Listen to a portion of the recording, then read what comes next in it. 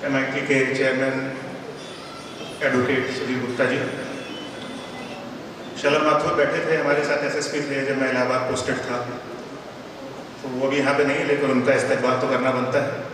बहुत अच्छा। SSP साहब बैठे हैं, हेमंत कोटियाल जी, राकेश सिंह मेरे बैचमेट, और सबसे अंत में हमारे होस्ट जिनके बुलाने पे, जिनके याद करने पे हम सब यहाँ पे हाजिर हुए हैं, श्री अजय नंदन जी, सारे ब्रांच ऑफिसर्स। मेरी पुरानी डिवीज़न के यहाँ से मैंने शुरुआत करी थी, मैं मुरादाबाद होता था आज से 18 साल पहले। ये हॉल मुझे बड़ा याद है, और एक और हॉल याद है, तृप्ति मैम सीनियरियम होती थी, मैं गज़ल सुना रहा था मंच पर चढ़ के, आखिरी शेर मैंने अपनी सीनियरियम के नाम कर दिया, शिवम साहब बैठे थे, वो तुरंत बोले, तृप्ति व्हाट इज रॉन्ग, ये प्रॉब्लम क्या, तुम्हारा इमाम तुम्हारे लिए गजलें गा रहा है, तुम उससे काम भी करवा रहे हो कि नहीं करवा रहे? तो ये प्रवीण बड़ा सुंदर संचालन कर रहे हैं, एक ताली प्रवीण के लिए बनती है। इन्होंने कुछ भी सुनाया है, इसके लिए मैं भी सुनाऊंगा। इन्होंने कहा, आत्मा का सौंदर्य, आत्मा के सौंदर्य का शब्द रूप है काव्य, मानव होना भाग्य है, कभी होना सौभाग्य। मैं कहता हूँ उससे भी बड़ी बड़ा सौभाग्य श्रोता होना। क्या बात, क्या बात, क्या बात, एक बार तालियां। नहीं, मैं इसको प्रूव कर सकता हूँ, मैं हवा में बात नहीं कर रहा हूँ, हम लोग जो है सब कुछ प्रूव करके चलते हैं सर, बिना प्रूव किए भगवान जाने कौन क्या बात। देखिए ऐसा है कि जैसे आप मेरी कविता सुन रहे हैं, अभी कितना बड़ा सौभाग्य है। नहीं, हंसने वाली बात नहीं मैडम, मैं आपको सही बता रहा हूँ, ये हंसने वाली बात बिल्कुल भी नहीं, सच्चाई है, एकदम सच्चाई, कसम खा के। देखिए कई बार डोनाल्ड ट्रंप इंडिया आए ना, मेरी कविता सुन पाए? नहीं सुन पाए। और मैंने तय किया है कि मैं अगर अमेरिका जाऊंगा तो उनको सुनाऊंगा नहीं। क्या बात, क्या है ना सौभाग्य? तो बहुत अच्छा सुन रहे हैं आप लोग। कहते हैं कभी पढ़ता नहीं उसको पढ़ाया जाता है। अच्छा देखिए कैसे याद किया जाता है। अभी आज जब मैं गया राकेश के पास, तो अब SSP साहब मोबाइल पर बात करें तो मैं SSP साहब के ऊपर कुछ सुना देता हूँ। एक बार क्या हुआ, अभी इंग्लैंड की महारानी एलिजाबेथ जी, भगवान उनको आत्मा को शांति दे, उनका एक हिरन हो गया सर। जब हिरन हो गया तो बहुत सारे लोग आए, उनका हिरन ढूंढना कैसे, तो अमेरिका वाले आए, जापान वाले आए, तो स्कॉटलैंड यार्ड ने बड़ी कोशिश की, झुंड के झुंड हिरन ढूंढ लिए, लेकिन उनका हिरन नहीं मिला। तो खबर SSP मुरादाबाद तक पहुंची कि महारानी का हिरन हो गया ढूंढना। तो इन्होंने लिया सिविल लाइन्स थाने के CO को और कहे चलते हैं ढूंढ के लाते हैं। तो पहुंचे ये वहाँ पे, और थोड़ी देर ढूंढा तो बोले हाँ हिरन मिल गया, बाहर खड़ा है। सब इतने हैरान हुए, हिरन मिल गया, जल्दी मिल गया। तो बाहर एक हाथी खड़ा था। तो उन्होंने कहा साहब ये तो हाथी। बोले नहीं सब पूछिए तो सही है क्या है। बोले तुम कौन हो? बोले नहीं सर मैं ही हिरन हूँ। अब इशारा सर बोले मैं ही हिरन हूँ। उसकी इतनी कुटाई करी कि उसने अपना जुर्म कबूल करके। तो मैं कह रहा था कैसे किसी को याद किया जाता है। मैं सीनियर DOM के पास जाकर बैठा तो हमारे पुराने एक स्टाफ आ गए, तो उन्होंने कहा कि साहब जो है यहाँ पे गिटार सुनाया करते थे, बड़े हैंडसम थे। तो मैंने उसकी शक्ल देखी, मेरे को लगा कि शायद अपनी गलती सुधारेगा। बोला हाँ सर बड़े हैंडसम थे, एकदम हीरो लगते थे। अब बताइए जो तरीका है, मतलब किसी को बुला के उसके साथ ऐसा किया जाता है। मैं आपको नाम बताऊंगा, बाद में चार्जशीट दीजिएगा। चलो खैर इस पे मैं 4 लाइनें, क्योंकि मुशायरा है और कवि सम्मेलन भी है, तो 4 लाइनें। मैं उर्दू का मैं अपने आप को ज़्यादा मानता हूँ, हालांकि हास्य व्यंग। अच्छा हास्य व्यंग के बारे में मैं आपसे एक बात कहना चाहूँगा कि हास्य और व्यंग को आपस में जोड़ के बहुत ज़्यादती की गई है। क्योंकि मेरा ऐसा मानना है कि व्यंग वो नहीं है जो कि हास्य है, व्यंग वो है जो आपके अंदर गुस्सा पैदा करेगा। अगर हास्य आ गया तो वो एक अलग बात है। तो मैं कहता हूँ कि एक पल अच्छा था, दूसरे पल बुरा मैं हो गया। एक पल अच्छा था, दूसरे पल बुरा मैं हो गया। क्या कहूँ कैसे बताऊँ, क्या से क्या मैं हो गया। और ये पता ही ना चला ये कब हुआ कैसे हुआ। ये पता ही ना चला ये कब हुआ कैसे हुआ। एक ही लम्हे में गोया है से था मैं हो गया। एक ही लम्हे में गोया है से था मैं हो गया। बहुत अच्छा। जब कोई व्यक्ति कहीं से चला जाता है तो उसके लिए था शब्द का प्रयोग हम लोग ना करें। एक छोटी सी गजल देखिए, ऐसा है कि हम कभी बड़े झूठे होते हैं। अरे ऐसा हम लोग ऐसा है फिर भी सामने में देखिए, मैं अपने ससुराल के बगल में बैठा हूँ,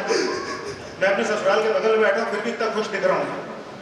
रामपुर मेरी ससुराल है। अच्छा, मेरे यहाँ पे पोस्टिंग हो रही थी सर, तो मैं गया कैप्टन साहब के पास, मैंने कहा साहब लखनऊ मेरा घर है, मुझे घर भेज दीजिए। तो बोले सुनो तुम्हारी ससुराल सुना है रामपुर है। मैंने कहा हाँ। तो बोले तो घर जाके क्या करोगे, तुम्हें मुरादाबाद भेजते हैं ना। तो हम लोग बड़े झूठे होते हैं, हम लोग बार बार ये कहते हैं कि अभी हम मन छोड़ देंगे, अभी हम मन छोड़ देंगे, हम मन छोड़ देंगे। ऐसा कभी होता नहीं है।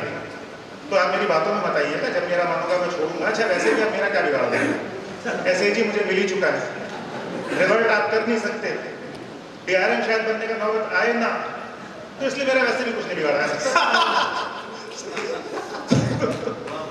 अच्छा। तो मैं कहता हूँ कि अमीर मुफलिस और मुफलिस अमीर बन सकता है। अमीर मुफलिस और मुफलिस अमीर बन सकता है। बद किरदार भी पीर बन सकता है। और इस शेर पे आपकी बात चाहूंगा, अगर अच्छा लगे, कि अमीर मुफलिस और मुफलिस अमीर बन सकता है, बद किरदार भी पीर बन सकता है। और मुझे कम करके आंकने वाले मत भूल, मुझे कम करके आंकने वाले मत भूल कि एक प्यादा भी वजीर बन सकता है, एक प्यादा भी वजीर बन सकता है। और पड़ा सोया जो तेरे दिल में जगा तो उसको, पड़ा सोया जो तेरे दिल में जगा तो उसको, तेरा हादी, तेरा मार्गदर्शक, तेरा हादी, तेरा जमीर बन सकता है। हम लड़ने में बड़े तेज हैं, और इस शेर में मैं आपकी तवज्जो चाहूंगा कि दिल बड़ा करके देख ले जरा फैला बाहें, दिल बड़ा करके देख ले जरा फैला बाहें। तेरा दुश्मन तेरा जहीर, यानी तेरा बिलवेड, तेरा दुश्मन तेरा जहीर बन सकता है। और मादा चाहिए, बड़ी जल्दी हम लोग हिम्मत हार जाते हैं कि मादा चाहिए हालात से लड़के गौरव। और ये शेर मैं एसएसपी साहब को नजर कर रहा हूँ, इनको बड़ी मुश्किल हालातों से गुजरना पड़ता होगा, कि मादा चाहिए हालात से लड़के गौरव, एक जर्रा भी बेनजीर बन सकता है, एक जर्रा भी बेनजीर बन सकता है, मुखलिस अमीर बन सकता है। बात थोड़ी देर पहले भ्रष्टाचार की हो रही थी कि साहब हम लोग गए, हमने 39,000 रुपये मांग लिया। एक्चुअली इतने मांगे नहीं थे, आपको गलत खबर पहुंची है। ठीक है, 59 मांगे, 59 जितने भी मांगे थे मैं अलग से बताऊंगा, आपको मिले कितने भी बताऊंगा। अब यहाँ सबके सामने क्या बताऊं, कमिश्नर साहब बैठे हैं, कहीं कुछ हो ना जाए तो मतलब सोचना पड़ता। तो बात भ्रष्टाचार की हो रही थी। अब देखिए, भ्रष्टाचार हमारे देश में सब कहते हैं भ्रष्टाचार होना नहीं चाहिए, है ना, सब कहते हैं। आप किसी से पूछा नहीं भ्रष्टाचार में समझ में नहीं आता कर कौन रहा है। अगर नहीं होना चाहिए तो कर कौन रहा है। वाली बात है कि भाई इस डिपार्टमेंट में सब लोग आउटस्टैंडिंग है, तो डिपार्टमेंट आउटस्टैंडिंग क्यों नहीं, ये समझ में नहीं आता। नहीं, मेरा किसी की तरफ इशारा नहीं है, ऐसे मत देखिए मेरे को। तो एक मैंने कविता कही, मेरी अपनी छोरी है। नेपोलियन ने भी कहा था, सिर्फ मेरी छोरी नहीं है कि मैं नेपोलियन के ऊपर टाल रहा हूँ। उसने कहा था कि अगर किसी व्यक्ति का कैरेक्टर देखना है तो उसको पावर दे दीजिए। क्या बात, क्या बात, बिल्कुल गलत था सर, बिल्कुल गलत था। किसी व्यक्ति का कैरेक्टर देखना तो हिंदुस्तान है, ये बताते हैं कैसे दिखाते हैं कैरेक्टर, पावर और की कोई जरूरत नहीं है आपको। तो मैंने कविता लिखी, इसका शीर्षक है मेरा भ्रष्ट महान। आपके सामने ये व्यंग्य की कविता है, प्लीज आप इसका बुरा मत मानिएगा, मैं किसी की तरफ इशारा नहीं कर रहा हूँ, आधा इशारा तो खुद की तरफ ही होता है। मैं सिर्फ इतना कह रहा हूँ कि सिर्फ हम लोग गड़बड़ नहीं है, मतलब अपना बचाव करना पड़ता है। किसी ने कहा था कि भाई सिर्फ हम नहीं है ऐसे, तो मैं आपको कविता सुना रहा हूँ, अच्छी लगे तो ठीक है, नहीं भी अच्छी लगे तो क्या फर्क पड़ता है, पैसे वैसे देकर कुछ हो जाएगा नहीं। तो कि भारत की जनता का सच है अब तो बिल्कुल स्पष्ट है, जिसके पास है जितना मौका उतना ही वो भ्रष्ट है। भारत की जनता का सच है अब तो बिल्कुल स्पष्ट है, जिसके पास है जितना मौका उतना ही वो भ्रष्ट है। ऑटो रिक्शा दिल्ली वाला मीटर डाउन नहीं करता है। देखिए क्या बात, पावर की कोई जरूरत नहीं सर, कि ऑटो रिक्शा दिल्ली वाला मीटर डाउन नहीं करता है। स्टेशन पे है कुली लूटता नहीं किसी से वो डरता है, दाम भले ही पूरे दे दो मगर दूधिया जहर पिलाता। कंकड़ पत्थर मिले दाल में जिसको आम आदमी खाता, अस्पताल में दवा नहीं है मर जाओ दरकश है, जिसके पास है जितना मौका उतना ही वो भ्रष्ट है, उतना ही तो भ्रष्ट है। ना मांगो जो ना मांगो तो दुकान वाले पक्का बिल नहीं बनाते। सोचिए कि जो ना मांगो तो दुकान वाले पक्का बिल नहीं बनाते। बंद हो चुकी कार पार्किंग पे हम गुंडा टैक्स चुकाते, माल बेचकर बड़ी कंपनी गारंटी से नजर चुराती, नुक्कड़ वाली कोचिंग क्लासेस नकल करा के पास कराती। एक काम करा देगा चपरासी चाय पिलाना मश्क है, कि काम करा देगा चपरासी चाय पिलाना मश्क है, जिसके जिसके पास जितना मौका उतना ही वो भ्रष्ट है। ये हमाम है सब नंगे हैं, ये हमाम है सब नंगे हैं, क्रिकेटर सट्टे पर बिक जाता। क्या बात है, क्या बात है। ये हमाम है सब नंगे हैं, क्रिकेटर सट्टे पर बिक जाता। और जरा नेता को देखो, देश बेचकर माल कमाता, बढ़ई राज मिस्त्री लेबर। कौन कहता पावर चाहिए? इनका भ्रष्टाचार सुनिए कि ये हमाम है सब नंगे हैं, क्रिकेटर सट्टे पर बिक जाता। और जरा नेता को देखो, देश बेचकर माल कमाता, बढ़ई राज मिस्त्री लेबर नजर बचाकर वक्त बिताते। बढ़ई राज मिस्त्री लेबर नजर बचाकर वक्त बिताते। और ड्राइवर 90% गाड़ी से पेट्रोल चुराते। एक करप्शन ही सिस्टम है, बाकी सिस्टम नष्ट है। जिसके पास जितना मौका उतना ही वो भ्रष्ट है। ये जुगाड़ का देश है यारों, ये जुगाड़ का देश है यारों। जो भी है सब कुछ चलता है बचपन से, हर भारतवासी रोज करप्शन में ढलता है। तोड़ सके जो नियम यहाँ पर वो ही तो है बड़ा आदमी। वाह, तोड़ सके जो नियम यहाँ पर वो ही तो है बड़ा आदमी। नीली बत्ती मालिक बेबस चौराहे पर खड़ा आदमी। वर्तमान है बड़ा गर्त में, फ्यूचर भी स्पष्ट है। जिसके पास जितना मौका उतना ही वो भ्रष्ट है। और आखिरी बात है आपकी वो चाहूंगा कि मैं बहुत रेडिकल बात कह रहा हूँ कि भ्रष्टाचार हमारा मजहब। अरे कौन कहता है इस देश में 4, 5, 6 मजहब है? मैं आपको प्रूफ देता हूं कि मैं हूं हिंदू, तू है मुस्लिम। मैं हूं हिंदू, तू है मुस्लिम। क्या है तेरा मेरा नाता? भाई से बढ़कर है दोनों, मैं भी खाता तू भी खाता।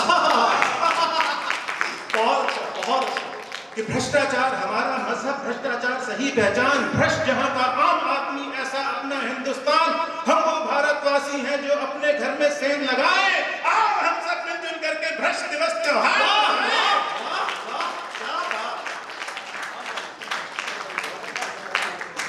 भ्रष्टाचार हमारा मजहब, भ्रष्टाचार सही पहचान। भ्रष्ट जहां का आम आदमी, ऐसा अपना हिंदुस्तान। हम वो भारतवासी हैं जो अपने घर में सेंध लगाए। आओ हम सब मिलजुल करके भ्रष्ट दिवस त्योहार मनाए। जी भर खाओ, जी भर लूटो, गौरव को क्या कष्ट है। जी भर खाओ, जी भर लूटो, गौरव को क्या कष्ट है। जिसके पास जितना मौका उतना ही वो भ्रष्ट है। भारत की जनता का सच है अब तो बिल्कुल स्पष्ट है। मैं माफी चाहूंगा अगर मैंने किसी की भावनाओं को ठेस पहुंचाई हो। मैंने एक बार अपने बड़े सीनियर ऑफिसर के सामने सुना दिया तो बड़ा बुरा मान लिया। मेरे को एडवर्स एंट्री देने होता रहे थे, उनको इतना बुरा क्यों लगा मुझे नहीं पता। तो उन्होंने मेरे को बहुत कुछ कहा, उसके बाद बड़ी चुपती बातें कही। तो उनकी बातें सुनकर देखिए, कवि के साथ तो ये है कि वो आप जो भी बोलते हैं ना, वो उसको ट्रांसम्यूट करके बाहर निकाल देता है, अपने अंदर कुछ नहीं रखता। तो मैंने एक कविता लिखी।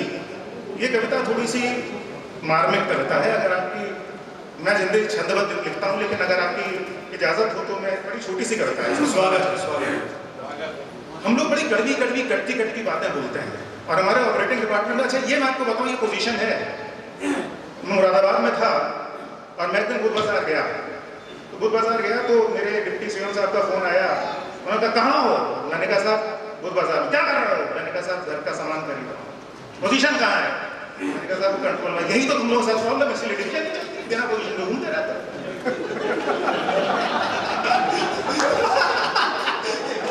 मैंने कहा कमाल हो गया। तो उसके बाद मैं कहीं भी जाता हूँ बिना पोजीशन के जाता ही नहीं। मैं आपको बताऊं, उसके बाद कुछ दिन बाद, मैं सच बता रहा हूँ, कुछ दिन बाद ऐसा हुआ कि मैं जा रहा था, फिर बुध बाजार जा रहा था। क्या करें, बुध बाजार में सब कुछ मिलता है, रिक्शे पे जाना पड़ता है, गाड़ी लगे घुस जाए, बाहर नहीं निकल पाएंगे। ठीक है, मैं बुध बाजार फिर चला गया। तो रिक्शे पे बैठा था, उनका फोन आया, कहाँ हो? मैंने कहा साहब रिक्शे पे हूँ। क्या कर रहा हूँ? सब्जी खरीदने जा रहा हूँ। पोजीशन क्या? मैंने कहा साहब मेरे पास है।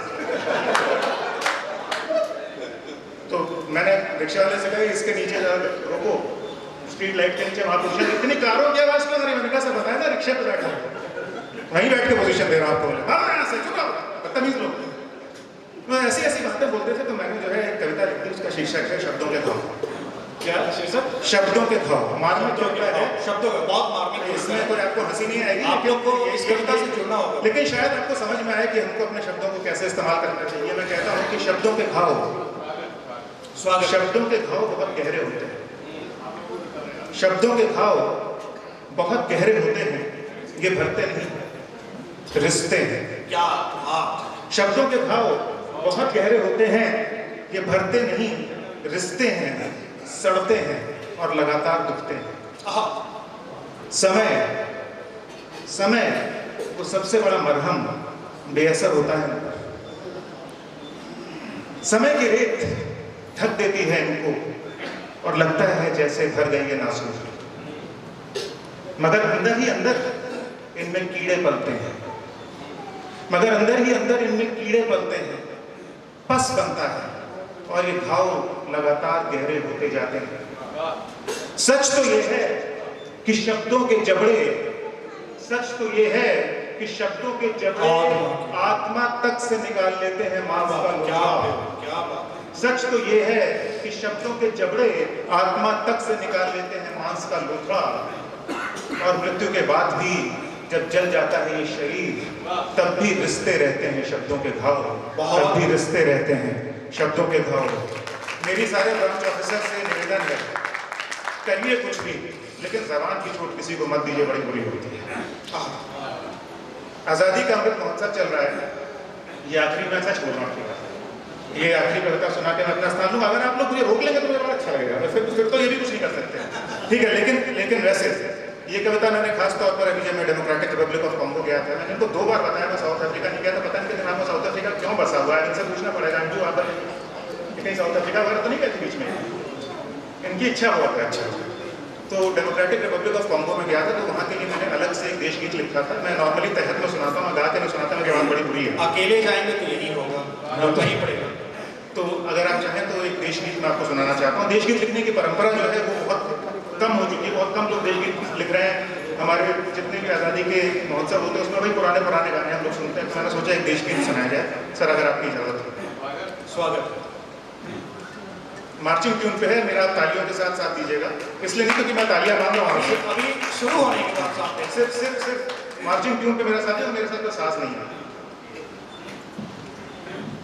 आओ मिल के ये गाएं, जग को सुरों में सजा कर सुनाएं, मिल के बढ़े हैं कदम अब बनाएंगे हम नया एक हिंदुस्तान।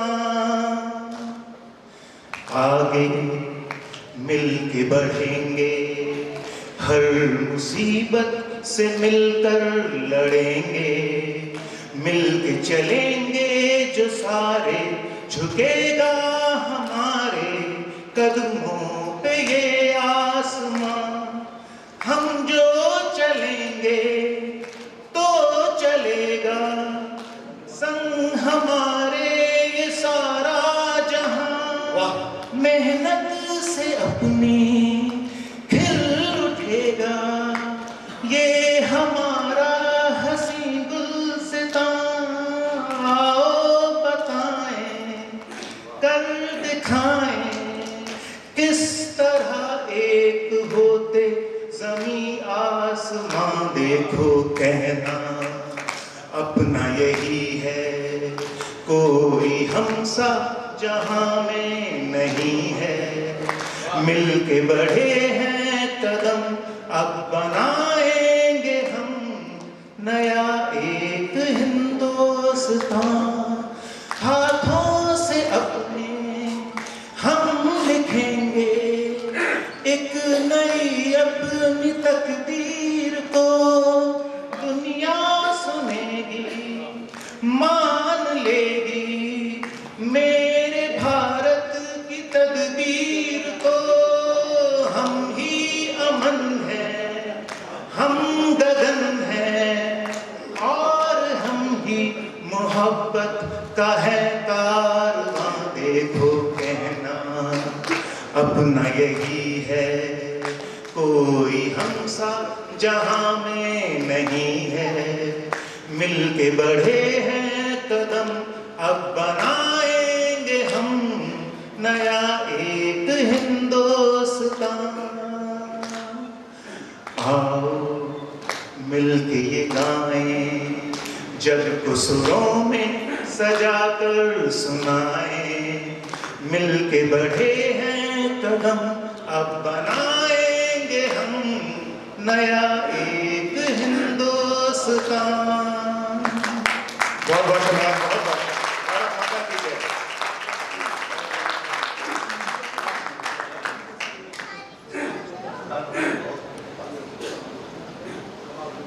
बड़ी बड़ी छुट्टी ले रहे थे। मैं आपको बताऊं ये जो है ये कवि बनने से पहले प्राइवेट सेक्टर में थे, तो प्राइवेट सेक्टर ढह गया, खत्म हो गया प्राइवेट सेक्टर। ये अनिल अंबानी उसी वक्त बर्बाद हुए जिस वक्त ये थे प्राइवेट सेक्टर। उसके बाद उन्होंने कंपनी खोली तो 4-5 कंपनियां बंद हो गई। तो सब लोग इनके पास आए कि भाई हम लोग को जी लेना, तो तुम कवि बन जाओ। तो उन्होंने कहा कवि क्यों बन जाओ? बोले कि कवि पहले से बर्बाद होते हैं, उनको कोई बर्बाद नहीं कर सकता। तो इन्होंने कविता की नाम चुनी।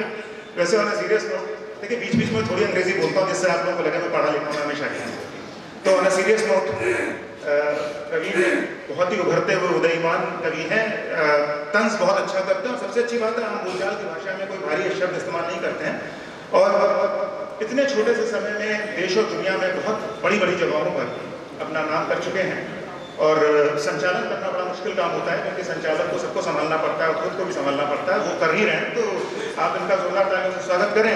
मैं इनको इस शेर के साथ दावत दे रहा हूँ कि डूबा जो दिल तो हमने उभारा कभी कभी, डूबा जो दिल तो हमने उभारा कभी कभी, चुपके से नाम लेके तुम्हारा कभी कभी।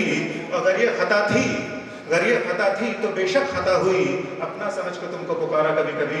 आपके सामने प्रवीण राही, जोरदार।